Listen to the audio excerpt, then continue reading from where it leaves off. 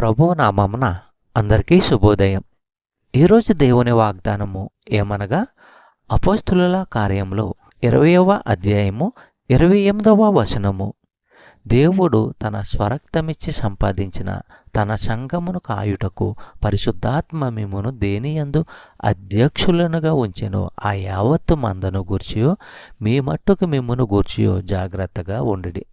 సహోదరులారా, అక్కడ సంఘ నాయకులు పవిత్రాత్మ వల్ల నాయకులయ్యారని గమనించండి. ఏ సంఘములోనైనా బాధ్యతలను సరిగా నెరవేర్చగలవారు ఇలాంటి వారే. నాయకులు క్రీస్తు గొర్రెలకు నిజమైన కాపరులుగా ఉండాలి. వారిని నాయకులుగా చేసినది పవిత్రాత్మ కాకపోతే వారు నిజమైన కాపరులుగా ఉండడము అసాధ్యము. ఈ వచనములో యేసును దేవుడు అంటున్నాడు పౌలు.